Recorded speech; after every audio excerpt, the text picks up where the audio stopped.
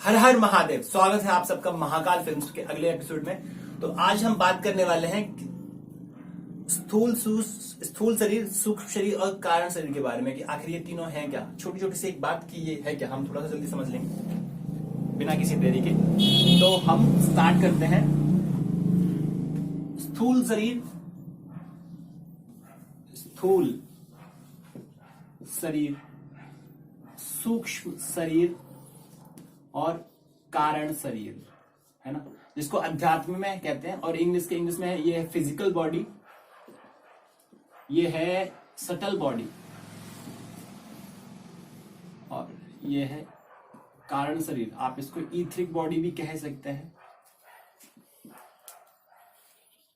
ठीक है, तो इसको थोड़ा सा समझते हैं कि आखिर क्या है। तो ठीक है, अब अपन आते हैं एक रोबोट पे। एक रोबोट है, ठीक है।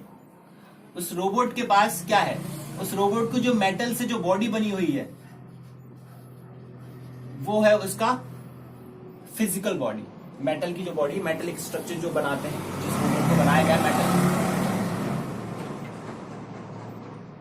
रोबोट को जो मेटल स्ट्रक्चर से बनाया गया है, मेटल का यूज करके उसकी बॉडी, तो वो होगी इसकी फिजिकल बॉडी। ठीक है, फिर इसके बाद सटल बॉडी क्या है। सटल बॉडी वैसे तो इनके और भी डेफिनेशन है, पर मैं बहुत सिंपल से तरीके से बता रहा हूं, है ना। उसके बाद उसके अंदर ये मेटल को मूव कौन करा रहा है, उसके अंदर किस वजह से ये बॉडी जो है, फिजिकल बॉडी जो है एक्शन करती है, काम कर पाती है ना। तो वो कौन है, वो है इलेक्ट्रिसिटी। इलेक्ट्रिसिटी, तो इलेक्ट्रिसिटी कौन होगी, उसकी सूक्ष्म शरीर। ठीक है, सटल बॉडी, यही दो चीजें होती हैं। अब अगली है कारण शरीर। फिर उसका कारण शरीर कौन होगा। कारण का मतलब क्या होता है, कॉज, जिसकी वजह से वो काम कर पा रहा है, या जो उसका मेन कारण है, उसके बनाने के पीछे का उद्देश्य जो है वो कारण है। तो कारण कौन है उसका, थोड़ा सा सोचिए। कारण है एक रोबोट का, जो कारण है, कारण शरीर जो है वो व्यक्ति, वो ह्यूमन बीइंग, साइंटिस्ट जिसने उसको बनाया है, और वो उसको डेली पावर ऑन और ऑफ करता है उसको।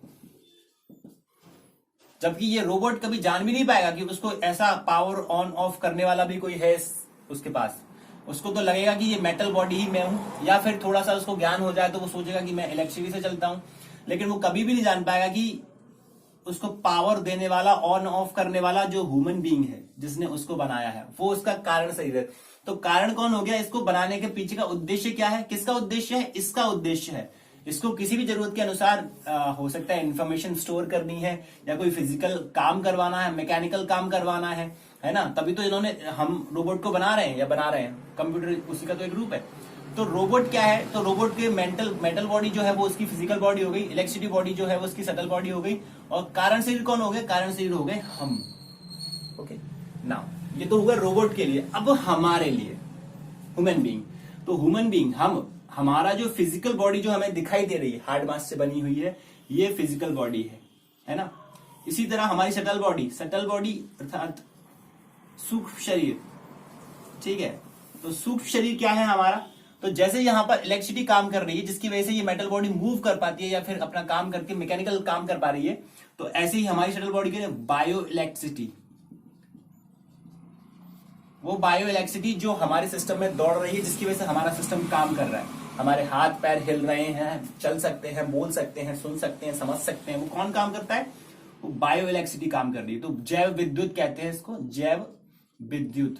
ये भी विद्युत है, लेकिन ये आर्टिफिशियल है ना, इसको हमने बनाया है। जबकि ये हमारे सिस्टम में हर क्षण हम इसको भी हम ही बना रहे हैं, पर हम, ठीक है, पर इसको हम कहां से बना रहे हैं, जो हम भोजन करते हैं उससे, जो हम ऑक्सीजन लेते हैं उससे, और जो हम सूरज की रोशनी को ग्रहण करते हैं उससे। ये तीनों कंपोनेंट जब मिलते हैं तब ये जैव विद्युत बनती है हमारे ही सिस्टम में। तो यहां पर बनाने वाला, इस वाली विद्युत को बनाने वाला, इस मेटल बॉडी को बनाने वाला कौन था, कारण शरीर, ह्यूमन बीइंग। क्योंकि मेटल को भी इसी ने बनाया है या खोजा है ना, या उसके स्ट्रक्चर को इसी ने बनाया है मेटल से, और इलेक्ट्रिसिटी को भी किसने बनाया है, ह्यूमन बीइंग ने। तभी तो हम इसके अंदर सिस्टम में दौड़ा पा रहे हैं।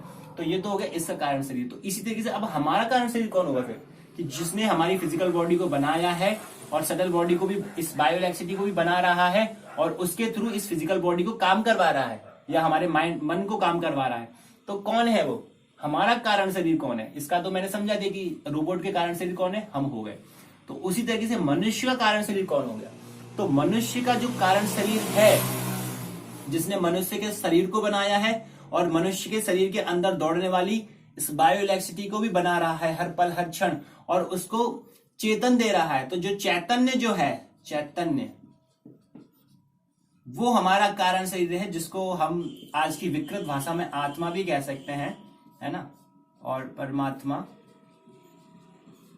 और मुख्य बात यह है कि ये सिर्फ जानने वाली बात नहीं है। जिस तरीके से हमने यहाँ पर खोज करके जाना कि जैसे रोबोट को सपोज जानना है कि मेरा कारण शरीर कौन है, तो रोबोट को अपनी जो उसके पास जो माइंड है, वैसे तो है नहीं, बट सपोज उसका वो इतना आर्टिफिशियल इंटेलिजेंस तक पहुंच जाए कि वो खुद खोज करना शुरू कर दे कि मुझे किसने बनाया है, तो पहले तो वो सोचेगा कि ये बॉडी में है, फिर वो सोचेगा नहीं ये मैं हूं, फिर उसके बाद उसको पता चलेगा अरे मुझे तो इस मनुष्य ने बनाया, तो ये मेरा कारण शरीर है या ये मेरा कारण है।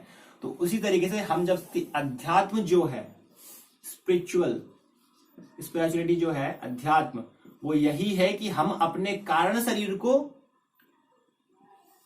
खोजें, और जिसको जिस दिन हम खोज लेंगे उसी दिन हमारी जो यात्रा जो है, मनुष्य की जो यात्रा है, मनुष्य की जो जर्नी है वो पूरी हो जाएगी, क्योंकि उस वक्त हम अपने संपूर्ण शिखर पर पहुंच जाएंगे। पूर्ण विकास हो जाएगा पूर्ण विकास हो जाएगा हमारी चेतना का उस दिन, जिस दिन हमने अपनी चैतन्यता को, अपनी आत्मा को और परमात्मा को जान लिया। तो ये जानना ही अध्यात्म है कि हमारा कारण शरीर कौन है। तो आशा है कि इसको जानने के बाद आपकी भी खोज शुरू होगी और आप भी इसको जानेंगे, समझने की कोशिश, ये अनुभव से ही आना चाहिए। आप सिर्फ इन्फॉर्मेशन के तौर पर जान लें, किसी किताब में पढ़ लें, धर्म ग्रंथों में पढ़ लें, उससे कुछ नहीं होने वाला है ना। तो इसलिए ये जानना है हमें, अपनी साधना से हमारे अनुभव में आना चाहिए। नहीं तो जैसे कि आज वैज्ञानिकों ने, जैसे साइंस ने, आधुनिक साइंस ने जैसे बता दिया है हमें कि सूरज जो है वो एक तारा है, जबकि असल में हम सूरज को कुछ नहीं जानते। हम सिर्फ सूरज को नाम दे दिया कि सन एक स्टार है, और हमारे लिए सन इतना बड़ा दिखता है, ऐसे ही है ना। तो हम सोचते हैं क्या है, सूरज ही तो है, वो भी एक तारा है, बट असल में सच क्या है, ये तो हो गया साइंस वाला सच। हमने उसको नाम दे दिया, उसको डेफिनेशन दे दी कि वो एक स्टार है, और दिखता भी है कि भैया वो तो इतना छोटा सा है। असल में इल्यूजन तो ये होता है ना माइंड को और हमें देखने के बाद, बट असल में सच क्या है, सन ये है, सपोज ये सन है, ये बृहस्पति ग्रह है, ये शनि ग्रह है, पृथ्वी कहाँ है, पृथ्वी का साइज क्या है, पृथ्वी का साइज है ये, और उस पर हम कहाँ हैं फिर, चींटी के बराबर। इस अनंत ब्रह्मांड, और इस अनंत ब्रह्मांड को तो छोड़ो, इस सूरज की तुलना में ही हम इतने बड़े हैं, एक चींटी के बराबर भी नहीं है। ठीक है, ये कौन सा ग्रह हो गया, सपोज ये गुरु ग्रह हो गया, और ये है शनि ग्रह, तो इनका ही इतना बड़ा आकार है, और हम हैं, पृथ्वी है ये अर्थ, और इस अर्थ पर हम बिल्कुल चींटी के जैसे बराबर भी नहीं है सूरज की तुलना में। तो असल ये है, इसलिए हमारे अध्यात्म कहते हैं कि जो दिखता है वो होता नहीं, और जो होता है वो दिखता नहीं। क्यों? क्योंकि जो आपको दिख रहा है कि सूरज इतना बड़ा है, और आपको अनुभव में वही है कि यही सूरज होता हुआ, पर असल में सच क्या है कि सूरज इतना बड़ा है और हम इतने छोटे से, इत्तू से हैं हम, ये सच है। तो इसी को जानना ही अध्यात्म है कि मैं क्या है और सच क्या है, सच क्या है। क्योंकि जो दिख रहा है ये तो सिर्फ आपका भ्रम मात्र है कि सूरज इतना बड़ा है, और हमने उसको नाम भी दे दिया कि वो एक स्टार है। इनफैक्ट हमने उसकी एज की भी जान ली कि 4.3 बिलियन या 4.5 बिलियन उसकी हो चुकी है, और इतना और रहेगा।